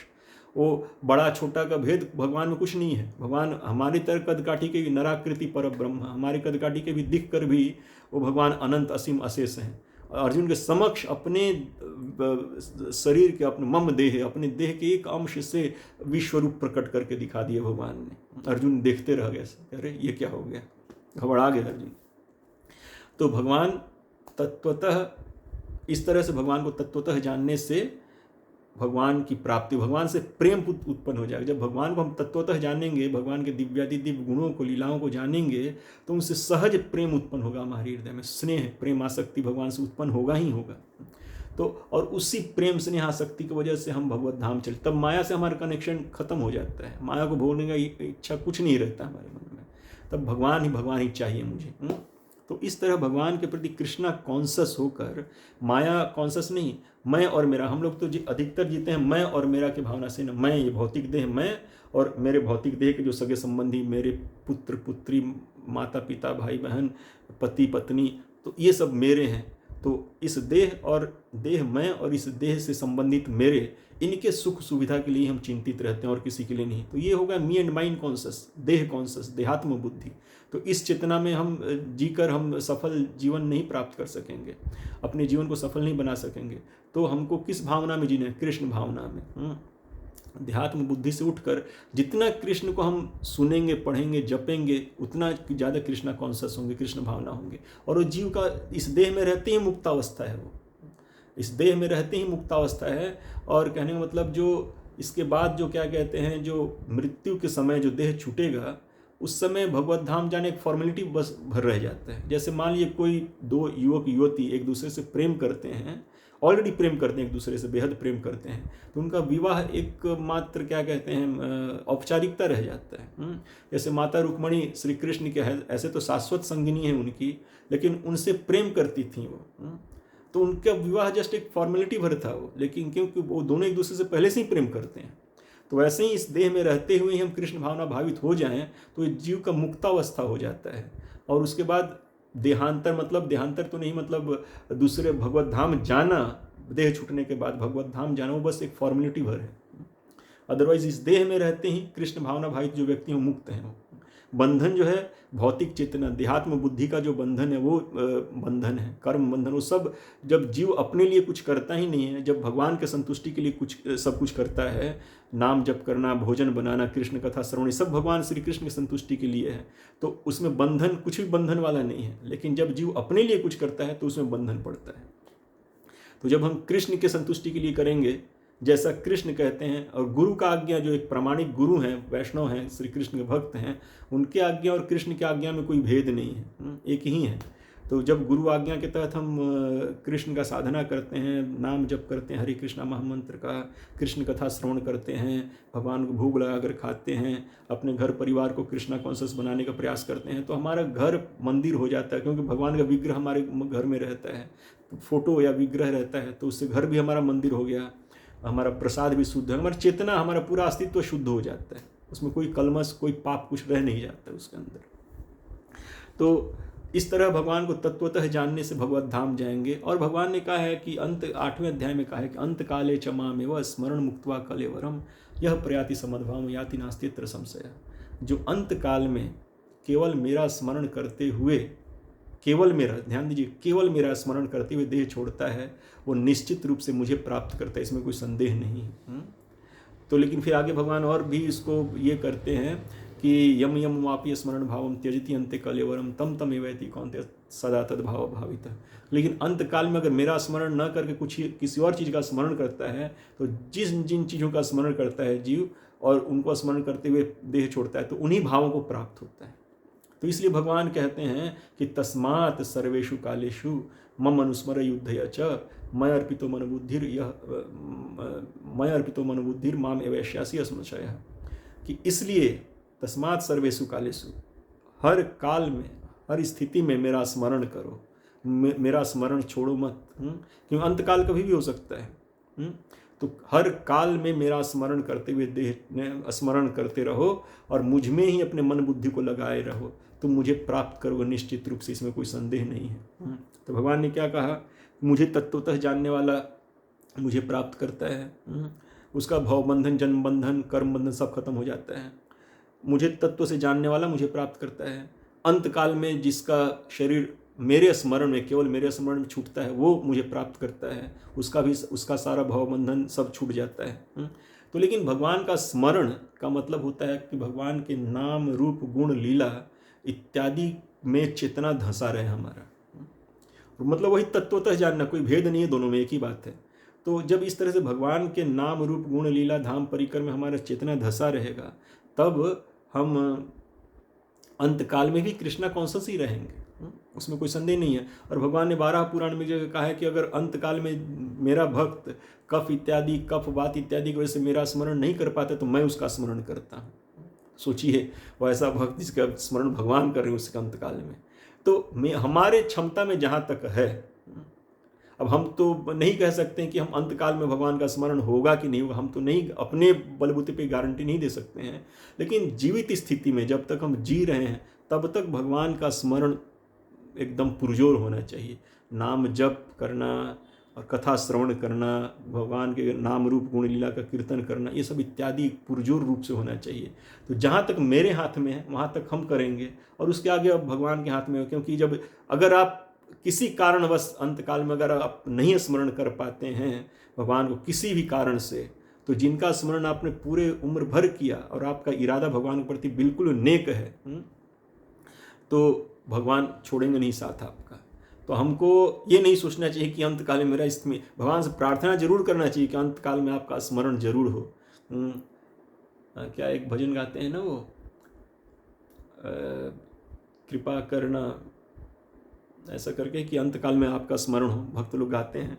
तो ये हम प्रार्थना कर सकते हैं भगवान से, लेकिन ये हमारे बस में नहीं है, भगवान के बस में। भगवान ने कहा है कि मत्तः परतरम नहीं, सॉरी, सर्वस्य चाम हृदय सन्निविष्टम मत्तः स्मृति ज्ञानम अपोहनम च। मैं सबके हृदय में परमात्मा रूप से वास करता हूँ, मैं श्री कृष्ण सबके हृदय में परमात्मा रूप से वास करता हूँ, और मुझसे ही सबको ज्ञान, स्मृति और विस्मृति प्राप्त होती है। तो भगवान ज्ञान देने वाले हैं, भगवान विस्मृति देने वाले हैं, हमारा काम है उनका भजन करना, तो हमको यही करना चाहिए।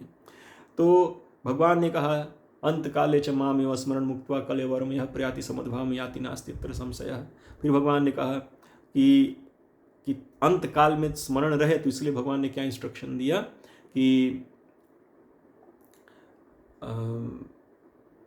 तस्मात् सर्वेषु कालेषु मम अनुस्मर युद्धय च मय अर्पितो मन बुद्धिर माम एवैष्यासि असंशयः, कि मुझे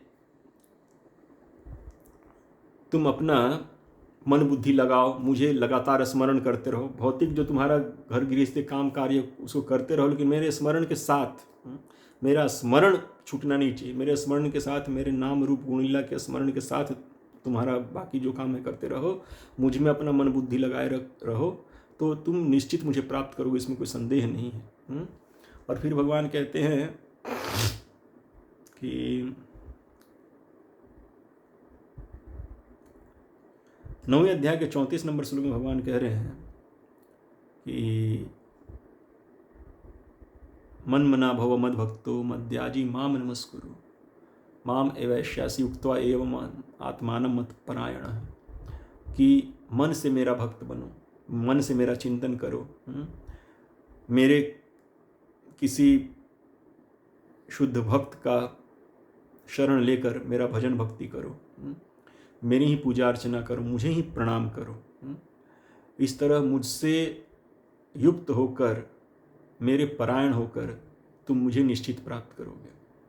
और इसी 9वें अध्याय के 34 नंबर श्लोक को भगवान 18वें अध्याय के 64-65 नंबर श्लोक में दोबारा रिपीट करते हैं।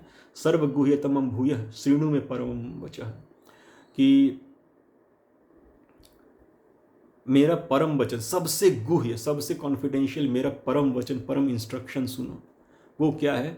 तो कहते हैं भगवान की मन मना, दोबारा वही 9वें अध्याय भूयः, दोबारा बोले ना कि भूयः में दोबारा सुनो। तो जो 9वें अध्याय के 34 नंबर श्लोक में कहा था, उसको भगवान ने दोबारा कहा कि मन मना भव मद्भक्तो मद्याजी माम नमस्कुरु माम एवैष्यासि युक्ता एवं, नहीं, मन मना भव मद्भक्तो मद्याजी माम नमस्कुरु माम एवैष्यासि सत्यम ते प्रतिजाने प्रियोसी में, कि मन से मेरा भजन भक्ति, मेरे मन से मेरा चिंतन करो, मेरे शुद्ध वैष्णव भक्त का आश्रय लेकर, शरण लेकर मेरा भजन भक्ति करो, मेरी पूजा अर्चना करो और मुझे ही प्रणाम करो। इस तरह तुम मुझे निश्चित प्राप्त करोगे, इसमें कोई शक संशय संदेह नहीं है। ये मेरा वचन है, भगवान ने कहा, मैं प्रतिज्ञा करता हूँ, ये मेरा वचन है। तो भगवान का भक्ति करना, भगवान मन से, मैं अर्पितो मन बुद्धि, मन से भगवान के दिव्य नाम रूप गुण लीला इत्यादि के बारे में चिंतन करना, सोचना और उन्हीं का पूजन अर्चन करना, भगवान को प्रणाम करना। इस तरह कृष्णा कॉन्शियस बने रहने से भगवान कहते हैं तुम निश्चित मुझे प्राप्त करोगे, ये मेरे प्रतिज्ञा है, ये मेरा वचन है। भगवान ऐसा बात कर रहे हैं। तो जब भगवान प्रतिज्ञा करके वचन दे रहे हैं तो उसी वही करना चाहिए ना हमको। और भगवान का फाइनल इंस्ट्रक्शन है ये, परमम वचः, भगवान का फाइनल इंस्ट्रक्शन है ये वाला, सबसे बड़ा, सबसे ऊंचा इंस्ट्रक्शन भगवान के ही है। और भगवान कहते हैं कि यह इदम परमम गुह्यम मद भक्तेषु अभिधास्यति भक्तिमयी पराम कृत्वा माम एवेष्याति असंशयः, कि जो इस भागवत गीता को, अर्जुन, तुम्हारे और हमारे बीच का जो वार्तालाप है, उसको जो मेरे भक्तों के, मेरे श्रद्धावान भक्तों के बीच इसका चर्चा करता है, इसका प्रचार करता है, वो मेरी पराभक्ति को प्राप्त करता है और मुझे प्राप्त करता है।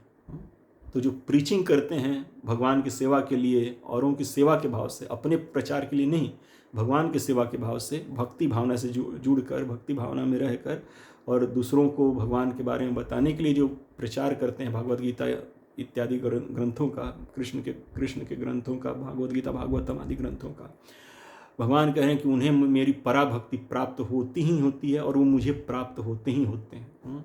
और भगवान यहाँ तक कह दिए हैं कि मनुष्य नाम से क्या, मनुष्य, 1 मिनट, 18वें अध्याय का 66 नंबर श्लोक है ना, क्या कह रहे हैं भगवान?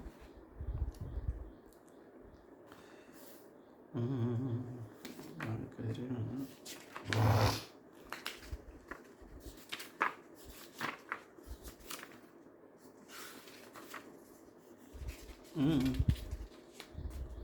एक मिनट, यह इदम परमम गुह्यम मद भक्तेषु अभिधास्यति भक्तिमयी पराम कृत्वा माम एवैष्यासि संशय है, जो मैंने भक्तिमयी पराम कृत्वा माम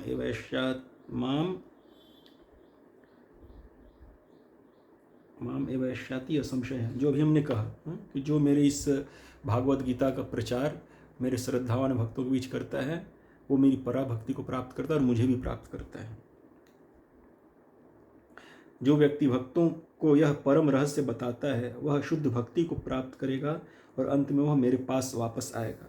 फिर इसके बाद भगवान कहते हैं 69 नंबर श्लोक में, न च तस्मान मनुष्येषु कश्चिन में प्रियकृतमः, न च तस्मान मनुष्येषु कश्चिन में प्रियकृतमः भविता न च में तस्माद अन्य प्रियतरो भूयि। इस संसार में उसकी अपेक्षा कोई अन्य सेवक न तो मुझे अधिक प्रिय है और न कभी होगा। तो जो भगवान के भागवत गीता का प्रचार करते हैं श्रद्धावान भक्तों के बीच और भक्ति भावना से करते हैं, अपने प्रचार के लिए नहीं करते हैं और कृष्ण के प्रचार के लिए करते हैं, भगवान कहते हैं कि उससे ज़्यादा प्रिय सेवक मुझे न कभी कोई था न कभी होगा। तो और वो अंत में वो मेरी परम भक्ति को प्राप्त करता है और अंत में मुझे प्राप्त करता है। तो इस बात को भी हमको ध्यान रखना चाहिए कि भक्ति सिर्फ अपने लिए ही नहीं करना है, भक्ति दूसरों के लिए भी करना है। सिर्फ अपने मुक्ति के लिए नहीं सोचना है, दूसरों की मुक्ति के लिए भी सोचना है। तो इस तरह से हमने देखा कि मुक्ति क्या है, मुक्ति जो है एक अज्ञान का स्थिति है जो देहात्म बुद्धि से तमोगुण रजोगुणी चेतना से ग्रसित रहती है। मैं और मेरा परिवार, मेरा देश, मेरा समाज इत्यादि, इसके आगे कुछ नहीं सोच पाता है, उसका दृष्टि संकीर्ण हो जाता है। तो ये बंधन है। देहात्म बुद्धि, देह को मैं मानकर जीने वाला देह का बंधन, कर्म फल भोगने की इच्छा को रखने वाला कर्म बंधन, अज्ञानता का बंधन, पूर्ण सत्य को न जानना, भगवान के विस्मृत स्थिति में रहना, ये अज्ञानता का बंधन। तो ये सारा एक पूरा एक पैकेज है बंधन का, जिससे हमको मुक्त होना है। और मुक्त होने का एकमात्र तरीका है भगवान श्री कृष्ण के भागवत गीता को यथारूप को प्रभुपाद जी से पढ़िए, सुनिए, समझिए।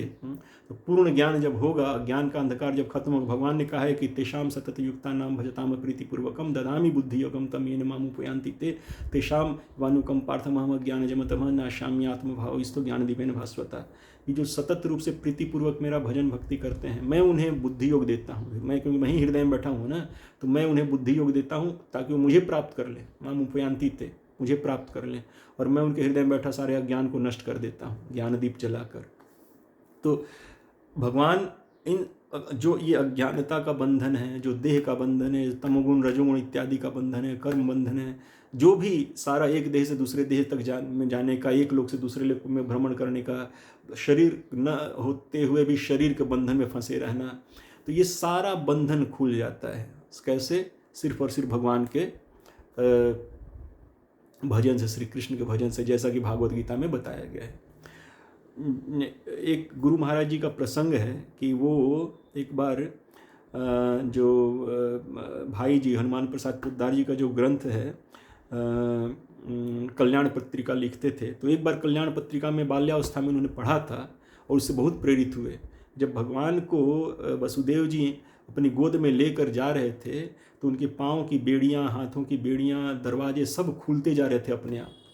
तो इसके ऊपर हनुमान प्रसाद पोद्दार जी ने अपना एक उद्गार व्यक्त किया था कि जो लोग इसी तरह जो लोग कृष्णवाह हैं, यानी जो कृष्ण को अपने हृदय में धारण करके विचरते हैं, उनका ये बेड़ी और दरवाजे का बंधन क्या, उनका तो जन्म जन्मांतर का कर्म बंधन, जन्म बंधन सब खत्म हो जाता है और भगवत धाम का रास्ता अपने आप खुल जाता है। तो जरूरत क्या है? कृष्ण को अपने हृदय में धारण करने का, कृष्ण भावना भावित होने का। तो कृष्ण भावना भावित होंगे, कृष्ण को अपने हृदय में धारण किए रखेंगे, कृष्ण के स्मरण में रहेंगे, हमेशा उनके नाम रूप गुण लीला इत्यादि के स्मरण में रहेंगे, तो ये भवबंधन, जन्म बंधन, कर्म बंधन सब खत्म, कुछ नहीं रह बचेगा और सीधे भगवत धाम, कृष्ण के लोक, जो शाश्वत स्थान है जीने का, शाश्वत जीवन जीने का जो स्थान है, वैकुंठ, गोलोक, वहाँ रास्ता, सारा रास्ता खुल जाएगा अपने आप। तो हमको अपने हृदय में कृष्ण को धारण करना चाहिए। भगवान ने कहा है ना कि इस भौतिक जगत, ब्रह्मलोक इत्यादि से परे, क्या 8वें अध्याय का श्लोक है ना, ये श्लोक है,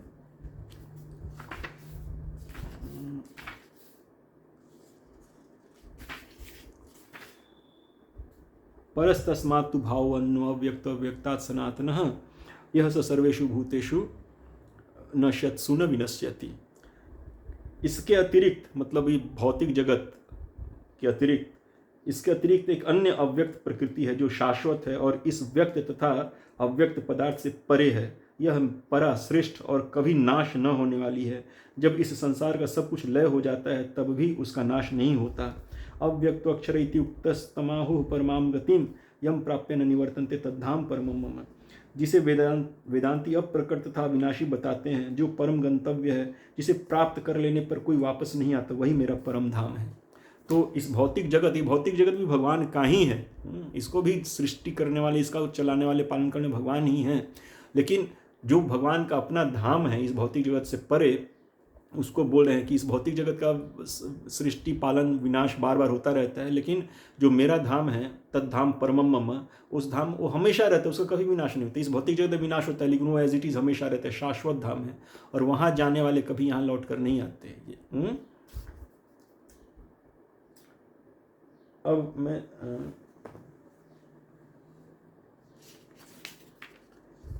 जिसे वेदांती अप्रकटता विनाशी बताते हैं, जो परम गंतव्य है, फाइनल डेस्टिनेशन, परम गंतव्य, जिसे प्राप्त कर लेने पर कोई वापस नहीं आता, वही मेरा परम धाम है।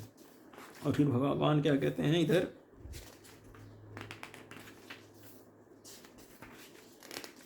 माम उपित्य पुनर्जन्म दुःखालम शाश्वतम नाप्नुवन्ति महात्मानः संसिद्धिम परमाम गतः। 15वें श्लोक में 8वें अध्याय के।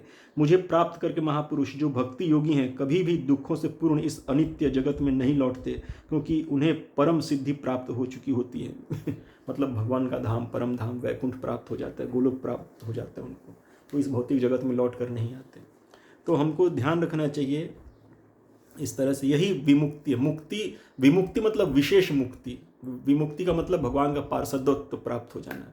और मुक्ति को भी लोग कई पार्ट में बांटते हैं, सायुज्य मुक्ति, सृष्टि मुक्ति, सारूप्य मुक्ति, सालोक्य मुक्ति इत्यादि। तो सायुज्य मुक्ति जो है कि भगवान में विलीन हो जाना, भगवान में जाकर, जैसे नदी पानी में समुद्र में मिल गई, इस तरह से भगवान में जाकर विलीन हो जाना, वो मुक्ति भक्त कभी नहीं चाहता। भक्त हमेशा भगवान से अलग रहकर भगवान के सेवक के रूप में ही रहना चाहता है, भगवान कभी नहीं बनना चाहता। भक्त जो कभी भगवान नहीं बनता। तो जो ये लोग जो भगवान विलीन होने वाला मुक्ति का जो प्रचार करते हैं, वो भक्त कभी नहीं चाहता। भक्त हमेशा अपने आप को भक्त जो है भगवान बनना ही नहीं चाहता। मैं भगवान बनूं, भगवान में मिलकर मैं भगवान बन जाऊं, भक्त कभी नहीं चाहता। भक्त हमेशा भगवान का सेवक ही बना रहना चाहता है, उनका सेवा करना चाहता है, उसी से प्रेम स्नेह रहता है ना। तो ये मुक्ति मतलब है विशेष रूप से भगवान का पार्षदत्व प्राप्त करना, भगवान के सानिध्य में रहकर भगवान का सेवा करना, और भक्त कुछ नहीं चाहता है।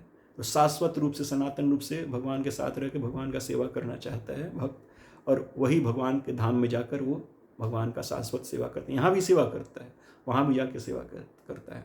और भगवान की ही इच्छा है। भगवान ने भागवत में कहा है, निर्देहम आद्यम सुलभम सुदुर्लभम प्लवम सुकल्पम गुरुकर्णधारम मयानुकूलेन नभः स्वतेरितम पुमान भवाब्धिम न तरेत सहात्मः। कि ये जो नर देह है, मनुष्य देह है, ये भवसागर को पार कर भगवत धाम की प्राप्ति के लिए श्रेष्ठ साधन है, हर तरह से उत्तम है। ये अति दुर्लभ है, लेकिन ये सुलभ हो गया है। तो और इस मनुष्य देह को प्राप्त कर मेरा भजन करो। और ये एक सुदृढ़ नौका की तरह है भवसागर को पार करने के लिए। और इस नौका का कप्तान कौन है? इस मनुष्य देह का नौका का कप्तान कौन है? मेरा वैष्णव भक्त। जो मेरा भक्त है, शुद्ध भक्त, वो तुम्हारे गुरु के रूप में इस नौका का कप्तान है, वो नाविक है। और मयानुकूलेन नभः स्वतेरितम, और भागवत गीता भागवतम के रूप में जो मेरी कथाएं हैं, मेरा कथन है, मेरे इंस्ट्रक्शंस है, मेरी लीला कथाएं हैं, वो अनुकूल हवाओं के रूप में हैं, जो तुम्हारे हृदय में मेरे प्रति स्नेह प्रेम उत्पन्न करेंगी। और इसके बावजूद भी अगर कोई व्यक्ति भवसागर को पार करके मुझ तक नहीं पहुंचता, भगवत धाम नहीं आता, तो वो आत्महत्या करता है। यानी सांसारिकता में, भौतिक चेतना में फंसे रहकर कृष्ण भावना को दरकिनार करना, कृष्ण भावना को महत्व न देना, ये मनुष्य देह में रहकर अगर जीव कोई ऐसा करता है तो आत्महत्या कर रहा है। भगवान ऐसा कह रहे हैं। तो भगवान की इच्छा है, भगवान के विशुद्ध वैष्णवों की इच्छा है कि हम भौतिक चेतना छोड़कर कृष्ण भावना को अपने जीवन में अपनाएं, भगवान को तत्वतः जानें, उनके स्मरण में नित्य रहें और भगवत धाम को प्राप्त करें। भगवान ने दूसरे अध्याय में वार्ण किया है कि भोग ऐश्वर्य प्रशक्ता नाम तयापहृत चेतसाम व्यवसायत्मिका बुद्धि समाधो न विधीयते। जिन लोगों का भोग भोगने में बहुत इच्छा रहता है, ऐश्वर्य महत्वाकांक्षा में बहुत जिनका आकर्षण रहता है, उन लोगों का भक्ति में कभी दृढ़ चेतना हो ही नहीं सकता है, और वो कभी मेरे भक्ति को, अनन्य भक्ति को प्राप्त कभी नहीं कर सकते वो लोग। तो हमारे मन में जो भोग ऐश्वर्य के प्रति जो इतना आकर्षण है, उसको शिथिल करना चाहिए और भौतिक चेतना को छोड़कर कृष्ण भावना को अपनाना चाहिए। यही मुक्ति है, यही मुक्ति का साधन है। और भगवत धाम जाएंगे ही जाएंगे हम लोग। भगवान श्री कृष्ण ने वचन दिया है, और गुरु कृपा, कृष्ण कृपा से भगवत धाम निश्चित प्राप्त होगा। तो इस तरह से मुक्ति क्या है? हम देही हैं, देह नहीं है। शाश्वत चेतन जीवात्मा, भगवदंश कृष्णंश देही हैं, देह नहीं है हम। और भगवत विस्मरण के कारण माया को भोगने की इच्छा से एक देह से दूसरे देह का देहांतर होता ही रहता है। भोगते रहते, जन्म मृत्यु जरा व्याधि को बार बार भोगते हैं। तमोगुणी रजुगुणी चेतना के कारण, देहात्म बुद्धि के कारण। तो हमको इन सब से निकलने का एकमात्र उपाय है कि भगवान श्री कृष्ण के भागवत गीता यथारूप, जैसा कि श्रील प्रभुपाद जी ने हमें दिया है, को हम पढ़ें, समझें, भगवान के भक्तों का, विशुद्ध भक्तों का संग करें, उनके शरण में रहें, उनके बताए गए निर्देश आदेश के हिसाब हम भगवान की भजन करें, हरे कृष्णा महामंत्र का जप करें। जप्या नाम यज्ञो नाम जप यज्ञो यस्मि, श्री कृष्ण ने कहा है कि समस्त यज्ञों में मैं जप यज्ञ। यज्ञ का मतलब सिर्फ हवन ही नहीं होता है, अग्नि में हवन डालना नहीं होता है। यज्ञ का मतलब होता है जो भी कृष्ण का भक्ति करते हैं हम लोग, नाम का जप करना, हरे कृष्ण महामंत्र का कि हरे कृष्ण कृष्ण कृष्ण हरे हरे, हरे राम राम राम हरे हरे। ये जो भी महामंत्र का जप करते हैं, कृष्ण कथा सुनते हैं, भगवान को भोग लगाते हैं, उनकी पूजा अर्चना करते हैं, सब यज्ञ। एक भक्त का जीवन जो है ना, पूरा दिनचर्या उसका प्यूरिफाइड रहता है, उसके दिनचर्या में कहीं भी कलमश, कोई कलह कलेश नहीं होता है। तो इस तरह से पूर्ण ज्ञान को जाने समझें, अध्यात्म बुद्धि का त्याग करें और पूर्ण ज्ञान की स्थिति में रहकर भगवान को तत्व से जानकर हम भगवान का भजन करें, तो यही मुक्ति है वास्तव में। और फिर इस देह के चक्र से, जन्म मृत्यु जरा व्याधि के चक्र से मुक्त होकर हम अपने स्वरूप में स्थित होकर भगवान के धाम जाएंगे। जैसे कि अजामिल